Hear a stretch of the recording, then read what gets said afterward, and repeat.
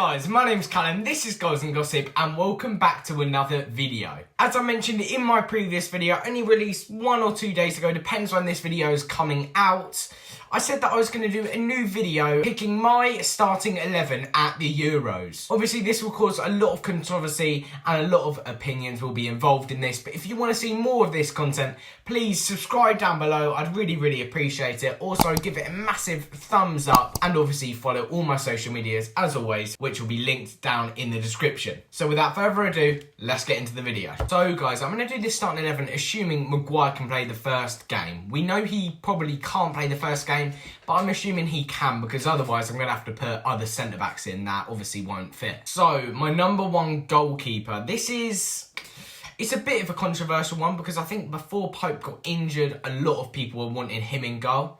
I think even though Dean Henderson is number one for Man United, I don't think he's quite ready for it yet.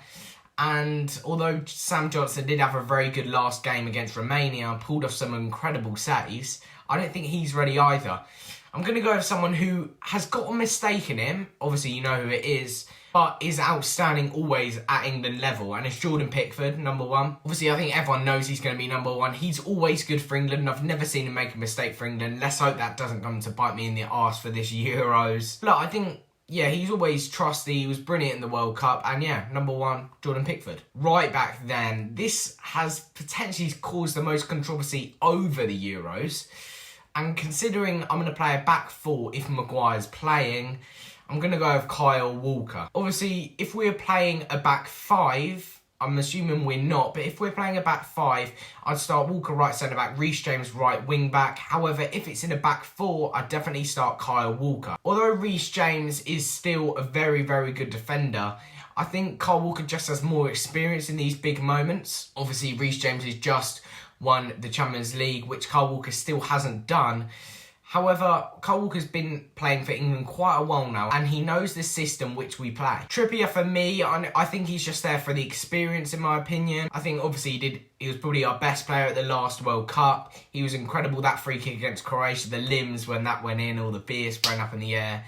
But look, I think he's also quite a versatile player. But for me, one-on-one defending and going forwards as well, if you want a bit of both, for me, you'd go Kyle Walker. Two centre-backs then, one of them, Harry Maguire. I'd put him left centre-back.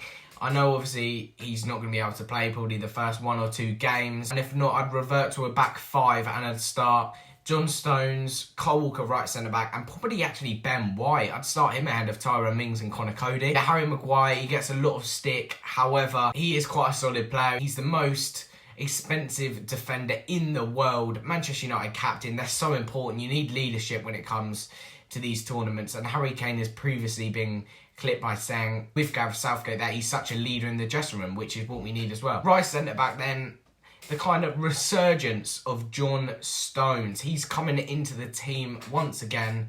Obviously, him and Maguire formed an excellent partnership at the 2018 World Cup. He scored 2 goals in 1 game against Panama. Yeah, John Stones, he's been incredible this season for Manchester City, and long may it continue because he's going to be a massive part of England's defence if we progress far in this tournament. Left back then, this will cause a bit of controversy.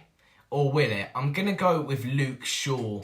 I think Luke Shaw was potentially, when he had that really good start to the season and kept on going, he was basically the number one. We knew he was going into it, and potentially before the season you would have said Chilwell. However, now towards the end of the season, Manchester United dropped off a bit knowing they confirmed their top 4 position, and Ben Chilwell's coming to his own. Obviously, he's literally just won the Champions League. Congratulations to him. He had an excellent performance in that final. Going forwards, coming back, his energy levels down the left-hand side were immense in that game. And obviously, I think even though Luke Shaw, I'm taking him as my starting fullback, Chilwell's an excellent backup to have, and potentially one of the best backups a country will have, apart from probably France, at this tournament. Obviously, our defence is... I think we need another centre-back in there because although Harry Maguire is a leader, we need someone a bit more reliable. Arsene Wenger even said, I think England are the closest to France. I think he said this yesterday, but the defence isn't as mature enough or something like that. I would agree with him. I think Kyle Walker's reliable. I think John Stones has come into his own, and I really do like the 2 partnerships though of Shaw and Maguire and Walker and Stones. I think those will be key in our progression in this 2020 Euros. Right, so I'm playing a 4-3-3 or 4-2-3-1. And in the two sitting in front, obviously I've got to have Declan Rice. I think he's one of the most important players for England, if I'm really being honest, at this Euros. I think he's shown over the season how much he's come on. A lot of people were still doubting him last season. However, now he's put the haters to bed and he's been linked with United, Chelsea, and obviously he's at West Ham now. He's going to be a key player if we go far in this Euros, and he's still only very young. The person I'd have him sit next to him then, I think he needs someone to kind of not compliment him, but as a box-to-box. And if he was a bit older, maybe, and I know he definitely has the ability and he could still start, I'd pick Jude Bellingham hands down. I think I've already raved on about him in this channel. I think he's going to be an outstanding player, only 17 years of age. I think he's going to be future England captain. What a player he is. The maturity he has at that age to go out and play how he does is outstanding. He scored against Man City in the Champions League. He should have scored in both legs. He had one disallowed. Look, he's an incredible player. And I'd probably want him to start. However, if he doesn't start, which I don't think he will, I think he's like 28-1 to start. I think I'd start Mason Mount alongside him. Obviously, we know Mason Mount can play in an advanced role as well, but he's also one of the first names on this team sheet. Obviously, they're best mates as well, you see off the pitch. But Mason Mount, the balls he puts through, one in the Champions League finals where he got the assist for the Havertz goal. Look, he's going to be really key as a deep line playmaker, I'd say, to try and get us goals and assists this summer. Cam then. Right, I'm playing 4-3 attacking. I know this isn't the team Gareth Southgate will play, but if I had to pick a Cam, potentially the most undroppable player at the moment in the Euros, I know this is maybe a bit too attacking for Gareth Southgate, which is why he probably won't do it because he's quite a safe manager. It's Jack Grealish. Now, God knows why Spurs didn't pay this extra 2 or 3 mil this was to sign him a few years ago. But this player is something else. He's going to be the difference to whether England go far or we get knocked out early in the competition. You've seen in the two friendlies, England didn't really turn up, but Jack Grealish shown his quality. He pretty much got man of the match both games, I think.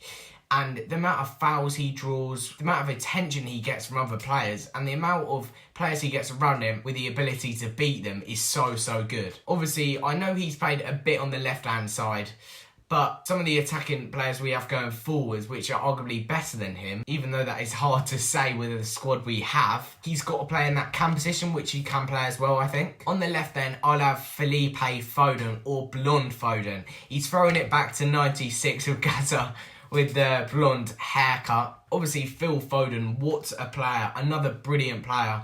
Obviously, he hasn't played in these couple of warm-up games coming up because obviously he's been in the Champions League final and they get a bit of an extended break because when the season finishes, they have to still train for the Champions League final, while all the other players who aren't involved in that competition, they can go off on their holidays. Phil Foden, though, what a talent this kid is. Honestly, though, I don't think we have a player like him, if I'm being honest. The way he turns, the agility he has, and potentially he has a bit more urgency than Jack Grealish to move on the ball. But look, both exceptional players, and both have the ability to be world-class talents in the future. Phil Foden, one of the best young players in the world, we all know.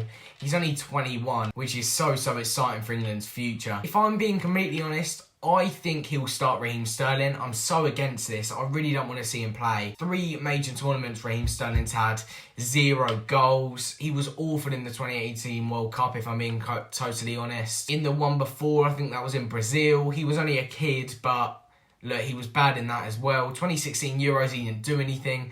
Honestly, don't start Raheem Sterling. If you're watching this, Gareth Southgate, I know you're not watching it, but please don't start Raheem Sterling. We all know he's an exceptional player, and we all know he has the ability to be so good. But this season, even Pep Guardiola, the best manager in the world, has started Phil Foden ahead of him. So if Gareth Southgate goes out and starts Sterling, please leave Gareth Southgate, because you can't be doing that. Striker then, let's just get this out of the way. He doesn't even need an introduction, the striker. Dominic Calvert-Lewin. No, I'm joking. Obviously not Calvert-Lewin. Harry Kane. Look, he only needs 1 or 2 chances to score. He's obviously Mr. Reliable for England. He scored 7 goals and got the Golden Boot at the last World Cup, albeit quite a few of them from penalties, but he is Mr. Reliable for England and you can always back him up to score. That's all I really need to say on Harry Kane, to be honest. He's Mr. Clinical, he hardly misses chances, he always scores you goals. He's going to be one of the most talked about players in this Euros, if I'm being completely honest, both for his ability and his future with Spurs. Please stay, Harry. On the right then, this was out of two for me. Marcus Rashford or Jadon Sancho. I've stuck with this decision all along. Marcus Rashford, I know, has been a quality player, but I'm starting Jadon Sancho. Obviously, a lot of people don't see how good he really is, as he plays in the Bundesliga, and that's not really the most watched league. However, you saw in that friendly, he's had some off moments, so did Rashford though, and he hit the bar obviously, but Jadon Sancho is a danger. The amount of assists and goals he got this season for Dortmund is so good, albeit with an incredible striker as Haaland, but he also has arguably an even better striker with Harry Kane. Jadon Sancho, we know, unbelievable talent. He's taken the number 19 shirt for this Euros, and look, that front line of Foden, Kane and Sancho behind France is probably one of the best. Obviously, I know Raheem Sterling and Rashford will be impact subs to bring on, and perhaps if we were saying this 6 months ago, they would have been certainties to start. However, with Foden, Sancho, Grealish, Mount, all of these coming along so well in the last 6 months, look, it's given Gareth a lot to think about. But guys, this is where I'm going to wrap up the video. I hope you've enjoyed it today. And if you want to see another Euros video tomorrow, drop a massive thumbs up on this video. Of course, subscribe. Turn that red button grey, guys. We don't want to see red around here anyway. Obviously, follow all my social media. Share this video among all your family and friends. And for now, boys, that's Goals and Gossip out. Thanks for watching, boys.